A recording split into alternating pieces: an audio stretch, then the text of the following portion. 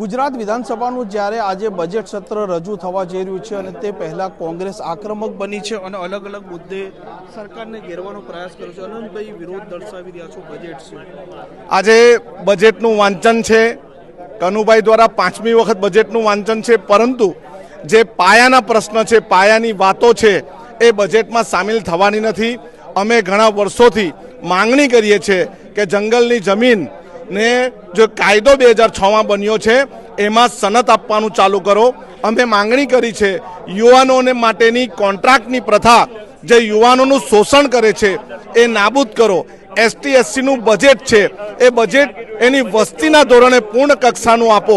અમારી માંગણી છે આંગણવાડી વર્કરો, આશા વર્કરોનો પગાર વધારો। અમારી માંગણી છે કે જે શાળાઓ વર્ગશાળાઓ બંધ થઈ ગઈ છે એ વર્ગશાળા પુનઃ ચાલુ કરવામાં આવે। અમારી માંગણી છે કે આદિવાસી સમાજને 40% યુવાનોને કોમ્પિટિશન એક્ઝામમાં કટ ઓફ માર્ક્સ આપવામાં આવ્યા છે એ કટ ઓફ માર્ક્સ હટાવવામાં આવે। સામાન્ય રીતે આદિવાસી સમાજના દાખલા સરળતાથી મળી જાય।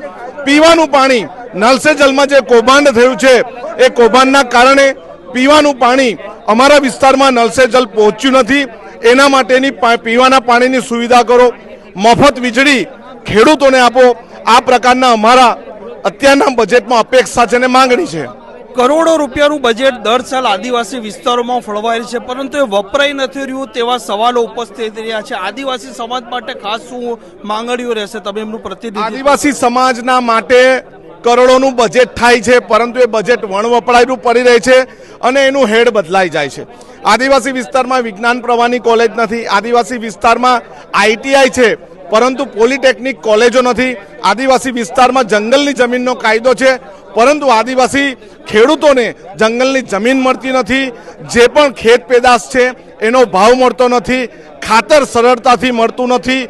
યુરિયા સરળતાથી મળતું નથી। બિયારણ હલકી અને ખરાબ કક્ષાનું મળે છે। ડાંગ જિલ્લાને અત્યારે ખાતર વગરનો જિલ્લો જાહેર કર્યો હોવા છતાં પણ ત્યાં જે પાક એનો મળવો, પાકનો ભાવ મળવો જોઈએ, પાકનો ભાવ મળતો નથી।